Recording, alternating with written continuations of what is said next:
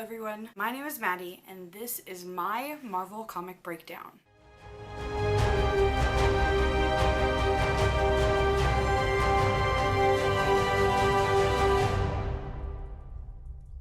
Welcome back to episode 15 of my breakdown series, where I break down 20 Marvel comics every video. Whether you're a longtime fan or just getting your feet wet in this colorful world, you're in for a treat. Since we're still deep in the year 1941, please be advised that there will be insensitive content inside these comics. The world was in the middle of World War II, and there is a lot of ignorance and just straight up racism if you're gonna read these yourself. If you'd like to talk about it, feel free to express your thoughts. Let's get into it. The next 4 comics are from the Young Allies #1. They were all released in July 1941. The next comic is titled Voyage to No Man's Land. It was written by Stan Lee and illustrated by Jack Kirby, Charles Nicholas, and Sid Shores. It's about the Young Allies as they make their way up to Europe to catch up with the notorious Red Skull. They think they're being all stealthy by stowing away on a ship, but of course, when they steal food, they get caught. As they scrub the deck, a Nazi spy starts setting up a bomb. Bucky takes him down and saves the ship. The ship gets attacked by Nazi forces, and Toro holds them off, but there's a full-on blitzkrieg waiting for them in London. The Allies blow up a plane using an anti-aircraft weapon, stopping the raid. They build a makeshift raft to cross the English Channel. Toro saves the boys from an attack, and they get across without another hitch. They have to pretend to be French, and then a strange man picks them up. They dodge some poison sodas, and even trick their way past the German border. And now they're in Germany, with 2,000 kilometers to Berlin. This action-packed segment of the Young Allies' journey showcases their determination, resourcefulness, and wit. The playful and adventurous spirit of the comic is in full swing, filled with unexpected twists and turns. The blending of historical elements with fantastical superhero action creates a compelling backdrop for the character's journey. The comic doesn't shy away from incorporating real-world threats and conflicts, like the Nazis, into the fantastical world of superheroes, providing a thrilling blend of reality and fantasy. It offers us both escapism and engagement with historical events, reflecting a unique period in comics when they were used as both entertainment and wartime propaganda.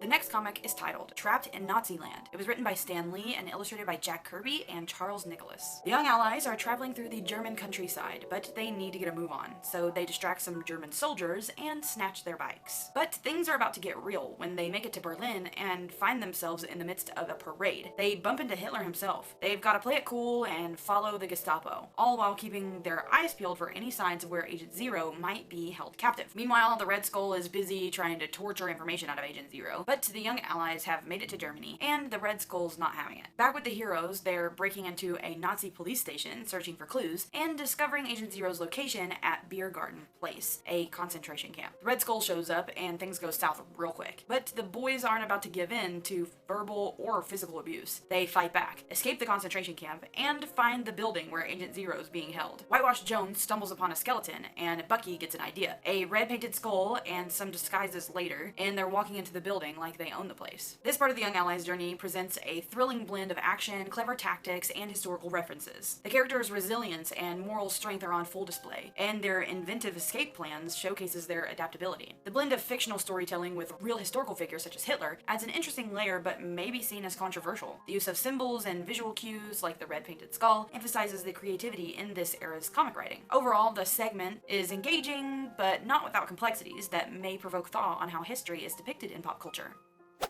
The next comic is titled Outwitting the Bloodthirsty Tyrants. It was written by Stan Lee and illustrated by Jack Kirby, Charles Nicholas, and Sid Shores. Bucky's disguise as the Red Skull almost crumbles when the real Red Skull wakes up, but this clever hero thinks on his feet, causing the Nazi soldiers to attack their actual leader. But Hitler himself shows up, and the Red Skull mistakenly attacks him too. But the Young Allies aren't just watching the show. They're busy escaping with Agent Zero, stealing a car, and even fooling border security by disguising themselves as Hitler and Goring. Now fast forward to Russia, where they're trying to make some quick cash with a talent show, but they end up arrested and then caught in the middle of a battle between Russian and Japanese forces. It's non-stop action as they steal a tank and blast their way to China, only to find themselves stuck in a Tong War. It seems like they just can't catch a break. This section of the story is jam-packed with plot twists, disguises, and intense action. The Young Allies are resourceful and quick thinking, overcoming one obstacle after another. The blending of real historical figures and settings adds a layer of complexity and can spark debates about how history is portrayed in comics. Also, the use of multiple disguises reflects the uncertainties of war and espionage, as well as the Allies' adaptability. The next comic is titled Captain America and the Human Torch to the Rescue. It was written by Stan Lee and illustrated by Jack Kirby, Charles Nicholas, and Sid Shores. So, after being caught in the middle of a Tong attack, we discover that Agent Zero is actually a woman. Using her charm, she secures them passage on an American vessel, and they're off to the USA. Once back in New York, they find that other half of the code they've been fighting for is etched on a tombstone in Long Pine, and it's useless without its other half. But a spy overhears them, and the Red Skull is back. It's an ambush. Locked in a tomb, things look bleak for the heroes, but Jeff's got a portable radio, and he calls the Human Torch and Captain America. With a daring rescue, a thrilling battle against the Red Skull, and the code kept safe, the heroes strike a victorious blow for democracy. And the story concludes on a triumphant note. This closing chapter of the Young Allies adventure is filled with twists, excitement, and a satisfying conclusion. The unexpected revelation of Agent Zero's true identity adds an element of surprise and challenges traditional gender roles. It's a blend of thrilling heroics, light humor, with a good dose of comic book justice served to the villain. The crossover with iconic characters like Captain America and the Human Torch elevates the stakes and delivers a fan-pleasing moment. Overall, it's an adrenaline-packed ride that offers a satisfying closure while celebrating teamwork, courage, and the relentless pursuit of justice. The next 6 comics are from the All Winners comic number 1. They were all released in May 1941. The next comic is titled Carnival of Fiends. Chinese Americans are hosting a charity event to support China's war effort against Imperial Japan, but no good deed goes unpunished. The night before the festival, the fireworks storage is set on fire. Torch and Toro put it out, and the coordinator, Kushi, says that it will have to be postponed. Torch agrees to put on the best fireworks show so that the charity can go on. Kushi acts elated, but runs off to warn Matsu about the Torch and Toro. The next night, the amazing fire show commences, but Matsu kills innocent bystanders and steals the money. The heroes chase after the car, but get trapped in a room full of gas, so they can't flame on. Matsu hypnotizes the Torch and Toro and sends them to rob the Bank of Free China. They pull off the heist and bring the money back to Matsu. A fortunate stumble snaps the Torch out of his hypnotic trance, leading to a climactic battle. Toro is temporarily pitted against the Torch, but good prevails, and they capture Matsu before he can set off a powerful bomb. This story explores themes of loyalty, betrayal, and the complex dynamics of war, all while delivering a classic superhero action-packed adventure. By situating the story within the context of World War II, it taps into contemporary anxieties and turns them into a tale of heroism. What stands out here is the psychological battle, with Matsu using hypnotism to turn the heroes against themselves. It's a clever twist that adds depth and tension to the plot, reflecting fears of manipulation and loss of control. The Human Torch and Toro's ability to fight through manipulation and ultimately rejoin the festivities is symbolic of triumph over adversity and reflects a spirit of resilience and unity in the face of evil. The next comic is titled The Order of the Hood. It was written by Stan Lee and illustrated by Al Avison and Al Gabriel. In sunny LA, things went south real quick when an armored vehicle smashed right through a bank's window. A cloaked dude's like, hey, everybody chill out and give me the cash. The bank guards, feeling a little brave, rushing in, calling the cloaked guy a rat, but the guard gets shot. As the robbers dip, the police are on their tail. Cloaked dude is feeling gutsy and decides to full-on ram the police cars. Later on, the story shifts to Dan Lyons, visiting with his friends, Pat and Mary. Mary's like, dang, these hooded dudes keep robbing. And Pat asks, where's Black Marvel when you need him? Dan, giving a mysterious vibe, suggests maybe Black Marvel should step in. And Dan turns into the Black Marvel. He's on it, heading to stop another bank heist. There's action and drama, and Black Marvel's throwing money bags like it's a Black Friday sale. Fast forward a bit, and he gets ambushed because of a fake notice in the newspaper, and he's taken to the main bad guy, the Hood. In this creepy underground lair, the Hood has big plans to fry Black Marvel with a ray machine and broadcast it. But Dan isn't going down without a fight. Cue an epic mountain chase with boulders, mirror tricks, and just when you think it's game over, there's an avalanche. In the end, crime doesn't pay, as always, and Black Marvel makes it out victorious. This story is a thrilling tale of heroism, showcasing the Black Marvel's resourcefulness and resilience. The plot twists keep us engaged, while the symbolism of the avalanche represents Justice's overpowering force. The Order of the Hood's psychological tactics, such as planning to televise the hero's execution, adds a layer of complexity, elevating the story from a simple good versus evil narrative to a more nuanced exploration of fear and manipulation. The Black Marvel's triumph is not just physical, but moral, reinforcing the timeless message that wit and courage are the true markers of a hero.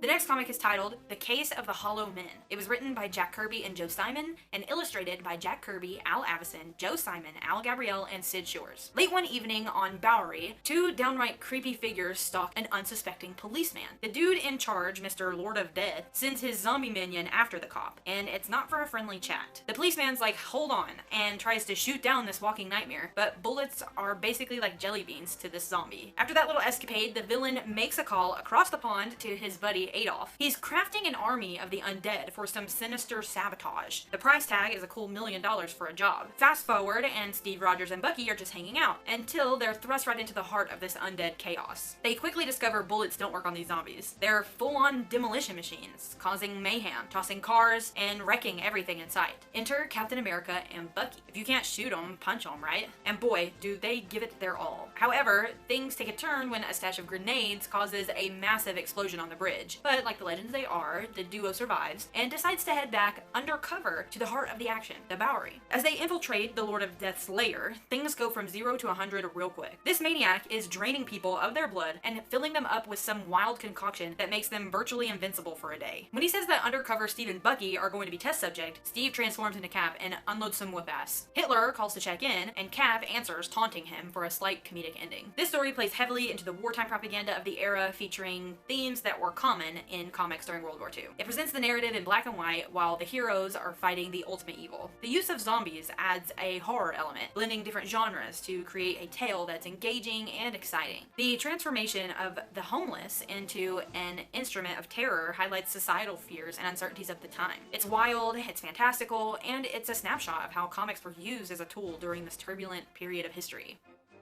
The next story is titled All Winners. It was written by Stan Lee and illustrated by Ed Winiarski. This is a typed story. Johnny Blake, a huge Marvel Comics fan, I mean, he's one of us, gets lost in his comics and starts dreaming about something extraordinary. His favorite heroes like the Torch, Toro, Submariner, Angel, Captain America, Bucky, and Black Marvel all show up at his home. Can you even imagine? I don't even know what I would do. These legendary superheroes don't just stand around. They flex their powers, perform insane stunts, and even engage in a little friendly competition. They put on a show that's just amazing, and it all builds up to this intense rooftop battle with Angel, Black Marvel, and Captain America that ends in a nail-biting fall. And then Johnny's mom wakes him up, and it was all a dream. But that doesn't kill the vibe. Johnny knows that in his heart, all these heroes are winners. This sweet story captures the essence of what comics mean to fans. It's a love letter of imagination, creativity, and the power of storytelling. It brings heroes to life, not through action and battles against villains, but through a child's eyes. The tale connects the fictional world with real emotions and shows how characters can become part of our lives, inspiring us and filling us with joy. It's a bit of a departure from the action-packed stories we usually cover, but it's a beautiful reminder of why we fall in love with these characters in the first place. The next comic is titled The Torpedo Boat Terror. It was written by Bill Everett and illustrated by Bill Everett and Alan Simon. Cruising off the Atlantic coast, Namor finds himself near Virginia and in need of some R&R. He heads for a cove, only to stumble upon some sketchy late-night shenanigans. His instincts tell him something's up. Peeking into a boathouse, he spots a torpedo boat, and it isn't an ordinary one. This has Nazi vibes written all over it. Namor's in pursuit, but as the boat hits the water, things go 0 to 100 real fast. The chase leads him to a surprise. The Nazis are secretly crafting torpedo boats right off the American coast. This story's villain, watching through night glasses, spots Namor in action. Determined to stop the hero, he launches another torpedo boat. The chase is fierce, but Namor's thrown off balance. But he's never one to back down. Chuckling, he thinks, "You're chasing an empty boat, idiot." As the Nazi speeds away, Namor decides to give him a little tail. By seizing the boat's stern, he brings it to a halt, leaving our Nazi buddy totally bamboozled. Overhearing their plot, Namor discovers they're out to destroy British convoys with their torpedo fleet. In a daring showdown, the torpedo boat, commandeered by Namor, is heading for a collision with a pleasure launch. Our hero dives, hoping to stop the impending disaster. The aftermath is apocalyptic, with the sea aflame. Emerging from the chaos, Namor spots a person, a girl, who's about to become his lifeline. This powerhouse of a lady is there to save the day. Together, they swim to safety. Namor leaves her on a nearby island to go finish the job. He beats up the last Nazis and brings the boat back to pick up the lady. They go to the Coast Guard together to recount their story, and then leaves the rest to the sailors. This one artfully weaves the world of Namor with real-world historical events, placing it against the backdrop of World War II tensions. The appearance of Nazi villains showcases comics' ability to tackle grave issues through fictional narratives, offering readers both escapism and engagement with real-world challenges. The narrative emphasized bravery, ingenuity, and the importance of allies, both expected, Namor's superhero abilities, and the unexpected, the strong and resourceful woman. Through Namor, we're reminded that true heroes never stand down in the face of danger.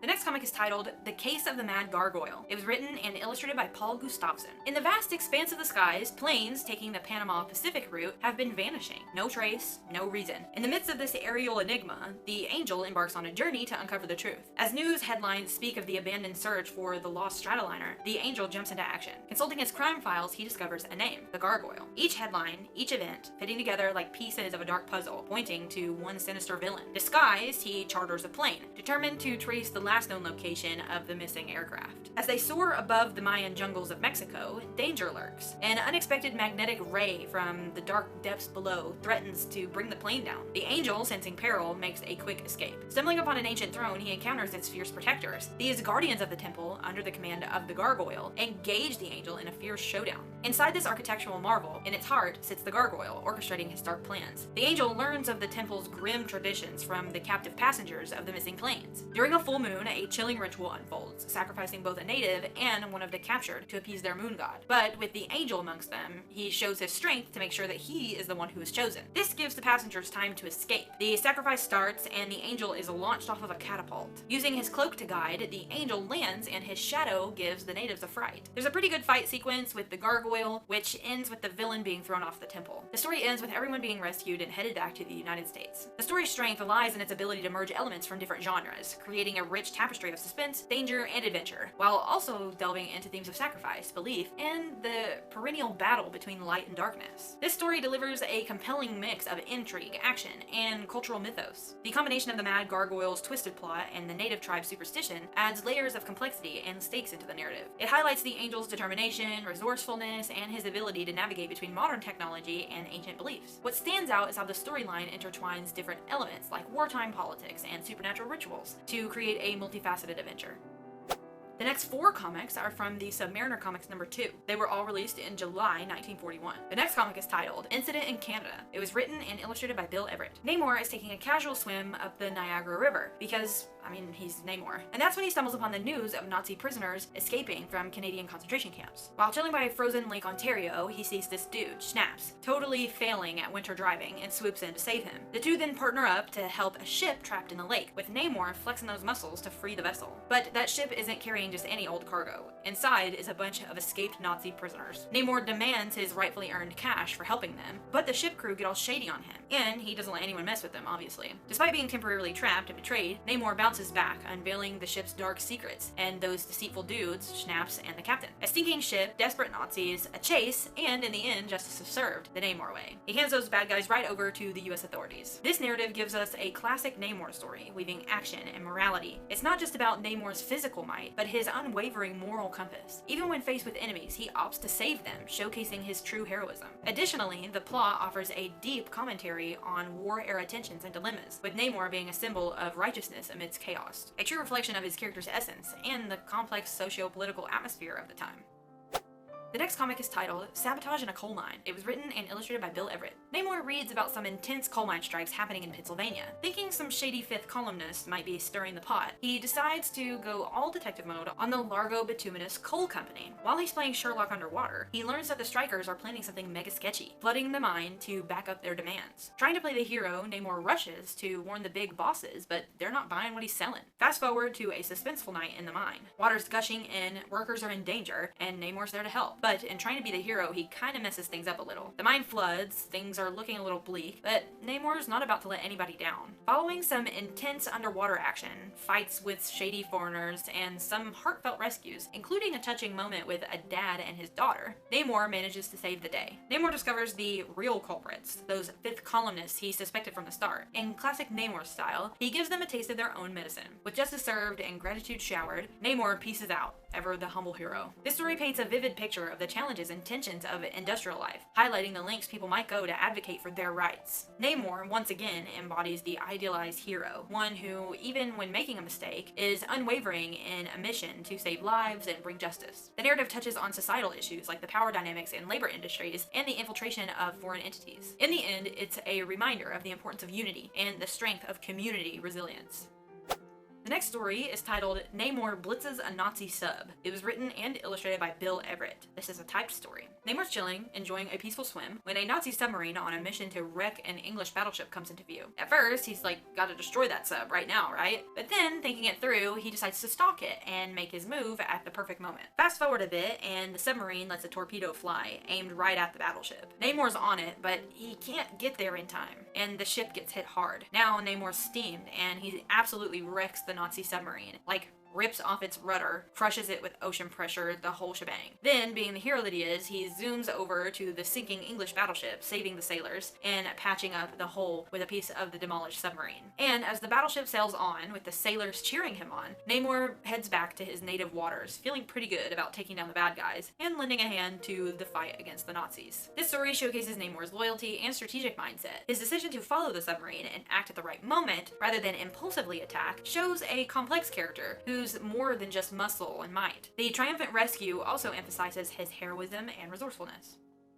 The next comic is titled Slaves of the Python. It was written and illustrated by Paul Gustafsson. Enter Miss Dawson, a chemist who gets attacked by what seems to be a giant snake. Though it's written off as pure fantasy, the angel isn't buying it, so he takes a sneak peek into her diary. He finds she's been cooking up some war gas and getting super paranoid about someone watching her. But the python ambushes him. This python dude isn't just any snake. Think part human, part slithering nightmare. And the diary's gone by the time the angel gives him the slip. Taking a trip down memory lane in his crime files, Angel finds a pattern to these vanishing acts. There's one scientist, Dr. Bach, who mysteriously comes back from his vacation. But when Angel drops by to say hi in New York City, Dr. Bach's all like, I don't want to talk about it. And so they throw down. Angel catches a whip mark on the dock, a big clue leading back to Mr. Python. Fast forward and Angel's getting all Sherlock at his massive mansion, where he ends up brawling with the python. After being knocked out, he wakes up in the python's lab of nightmares. The missing scientists are there, but they've basically become Python's minions. Angel's all about that resilience, and Python's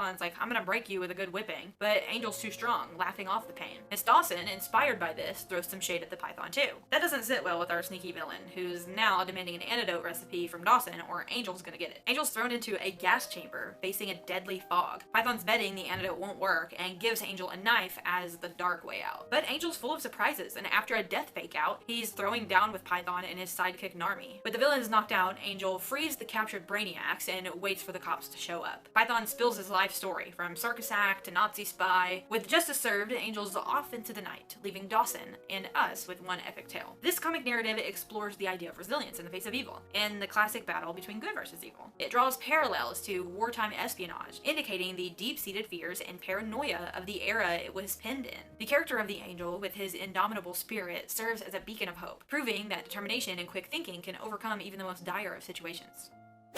The next 6 comics are from the Marvel Mystery Comics number 21. They were all released in May 1941. The next comic is titled The Idol of Death. It was written and illustrated by Carl Burgos. This story kicks off at the Egyptian Museum in the Big Apple. Mr. Nelson is super stressed out because someone spilled the beans about a super precious idol making its way there. Jarvis and his shady pal Crowley are totally eyeing that idol, and Jarvis has a track record in the world of art theft. Now switching gears to New Jersey, Torch and Toro pop by Mr. Morrison's crib, and Morrison spills some ancient tea about this idol, saying it's got powers that make even today's baddies look basic. So these heroes are now on high alert. Cut to some sneaky stuff happening at the Jarvis Art Gallery. Nalda, a mysterious lady, confronts Jarvis and totally calls him out. She totally takes him down and signals to someone named Prince to watch the major New York exits. Jumping back to Torch and Toro, they're playing bodyguard for this idol as it's transported. As they're driving along, a group of baddies led by Crowley ambush them. They knock out the police and snatch the idol. What follows is an epic chase with some major superhero flair. But Torch and Toro, even with their blazing skills, get temporarily taken out by Crowley and his crew. Crowley books it to the Lincoln Tunnel, and as he's trying to escape, he causes a massive explosion. Torch steps up and uses his fiery abilities to prevent a total disaster. On the other side, Prince Itor is waiting. He wants to harness the idol's power, and when he does, things get straight up creepy. He's turning folks into mindless zombies on the subway. Torch and Toro, now back in action, have to deal with this major threat. The Torch manages to snag the idol and straight up melts it with his fiery touch, putting an end to its dark influence. But Itor is not about to go down without a fight. In a desperate move, though, he makes a mistake, and well, let's just say it's electrifying. This comic plot showcases classic superhero elements, high stakes, relics with immense power,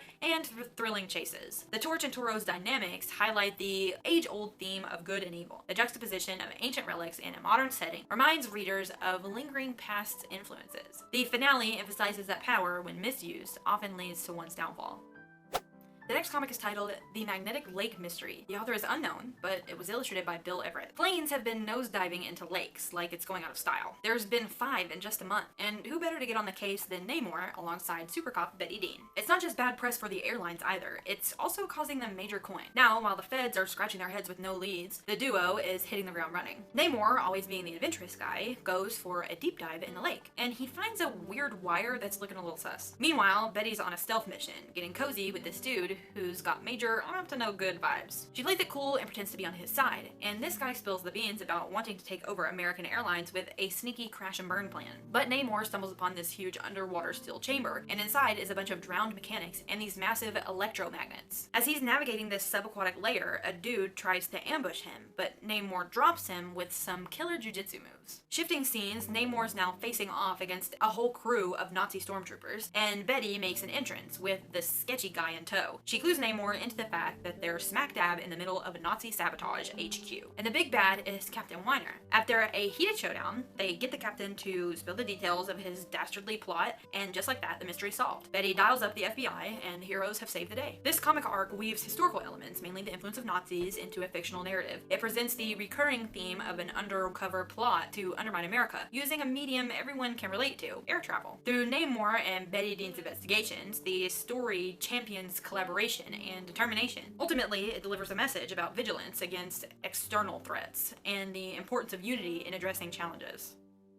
The next comic is titled The Case of the Transport Crashes. The artist is unknown, but it was illustrated by Bob Oskner. First up, Terry Vance isn't just your everyday hobbyist. This guy's built a radio-controlled plane that he thinks could be the next big thing, from guided big planes to transporting goods. Deadline Dawson totally backs him up on this, suggesting they showcase his tech to Major Doll. So here they are at the airport, Terry eager to show off his model, but enter an unsympathetic guard, questioning Terry and labeling his genius invention as just a toy. Major Doll's plane is about to touch down, and Terry spots a missing landing wheel. He bolts down the runway, flagging down a pilot and preventing a catastrophic landing. Switching gears a bit, Terry's plane isn't just any model. It's equipped with some nifty features and obviously has a monkey pilot, Dr. Watson. So when Terry sees that landing gear issue, it's Dr. Watson to the rescue. This monkey mechanic literally saves the day, and witnesses are like, what? Enter Deadline Dawson, explaining Terry's brilliance to everyone. Now, Major Doll, he's no fool. He recognizes talent and the model's potential. Next thing you know, Terry's being called to Washington.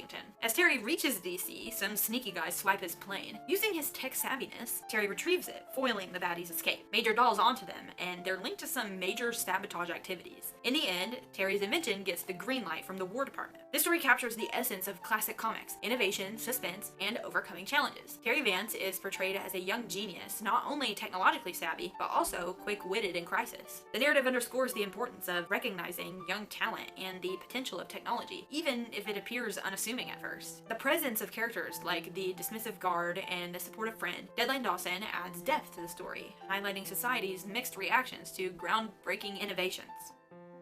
The next comic is titled Danger Ahead. The author is unknown, but it was illustrated by Art Gates. Lieutenant Heinrich von Betz, Nazi Secret Service's slyest guy, is on a deportation train, but he's got plans up his sleeve. Von Betz isn't playing games. With a gas bomb and a mask, he takes control, putting everyone to sleep. Then it's off to the coal car he goes, doing his whole train uncoupling thing. A poor engine crew member meets his doom, while the other, under threat, is forced to hit reverse at full throttle. Casey, an enthusiastic reporter, along with Mary and the one and only Jeff Mace, aka the Patriot, are waiting at Harville Station, thinking they're gonna get a juicy interview with Von Betz. But the train's late, and Jeff's gut feeling tells him to chase after the runaway train in Casey's car. Zooming in, gunfire erupts as Von Betz tries to deter Jeff, but he isn't backing down. Patriot hops onto the train, face to face with Von Betz. There's shovels, flying fists, and near-death experiences, but Patriot, with a killer punch, drops Von Betz. Von Betz immediately starts talking. He's got a partner in crime and plans to lay low, waiting for things to cool down before causing more havoc. The train pulls into Harville with Casey itching for a headline, and while it looks like he's left empty-handed, Jeff pops up with a wild tale featuring his encounter with the Patriot and notes from Von Betz's chat. The day is saved, heroes are celebrated, and Casey's even chill about his car being banged up. This comic plot has all the ingredients of a classic action-packed thriller. Lieutenant Heinrich von Betz's character is a reminder of the quintessential antagonists who showcase both intelligence and ruthlessness. On the other hand, Jeff Mace, the Patriot, embodies courage and quick thinking, traits celebrated in many heroes of the time. The story highlights the battle between good and evil, while also also shedding light on the value of information and media's role in shaping narratives. The climax, where Von Betz's sabotage plans are revealed, further underlines the story's timely message about the importance of vigilance during uncertain times.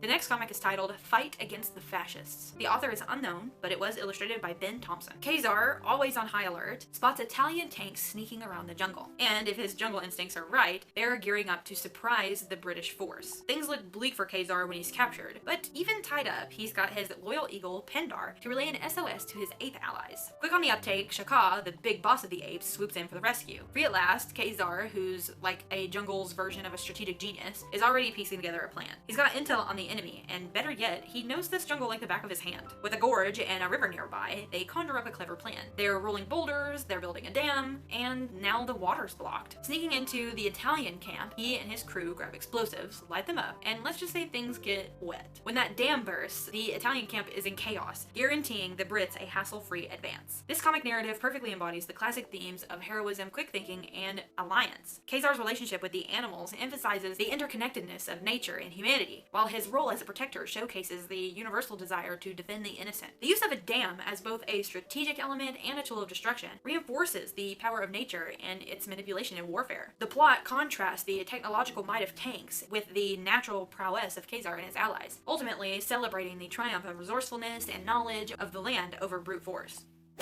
The 300th comic in this series is titled The Sabotage Schoolhouse. It was written by Jack Kirby and Joe Simon and illustrated by Jack Kirby, Joe Simon, and Howard Ferguson. A city is in chaos and justice needs to be served. Emerging from a smoky portal, Vision lands in our dimension. His first welcome is a city being pummeled by a massive tornado. Public School number 61, supposedly a stronghold of safety, gets a direct hit, and what follows is every parent's nightmare. A blazing inferno traps innocent kids and teachers inside, but this is where the hero steps in, rescuing them amidst the rising smoke. The school's construction was totally botched, and it's a government-funded project. The engineer behind the faulty design darts off, telling everything to Paget, the construction bigwig. Wanting to dodge the blame, Paget promotes the engineer, pulling some old skeletons from the closet to make sure he stays quiet. The catastrophe goes viral, and enters Senator Reeves. He's not just demanding answers, he's leading the investigation. But as he's traveling by train, Colgan tries to pull off some explosive sabotage. Good thing Vision was tracking Reeves. After an intense showdown on the tracks, Colgan's captured, ready to spill it all, but Paget takes him out. Now it's Vision versus Paget in an epic rooftop face-off. In a high-stakes game of cat and mouse, Vision gets the upper hand, dragging a rattled Paget before the Senate. Paget's facade crumbles, confessing to his shady deeds and the motive behind them. With justice served, Vision poofs out in his signature style. The plot takes readers on a roller coaster, weaving elements of political intrigue with superhero action. At its core, the story criticizes systematic corruption and the moral compromises made in the name of profit. The Vision's ethereal presence underscores the omnipresent nature of justice, even in the face of overwhelming odds. The contrast between the Vision's otherworldly abilities and the very human greed and corruption adds depth to the narrative. It serves as a reminder that while corruption might be deeply rooted in our system, so is the potential for heroes, both ordinary and extraordinary, to rise and restore balance. And that's a wrap on episode 15. I hope you had as much fun exploring these incredible stories as I did. Whether it's the stunning artwork or the complex characters that grabbed your attention, I'm sure there's something new you've discovered today. If you enjoyed this episode, please don't forget to hit that like button and share it with your friends who might be into this wild world of comics too. And hey, if you're new here or you just haven't done it yet, hit that subscribe button and ring the bell so you'll never miss out on this comic journey. Leave a comment down below with your thoughts, favorite moments, or even something you're looking forward to in future episodes. Until next time, stay curious, keep reading, and remember, every page turn is a new adventure waiting to unfold. Catch you all in the next one.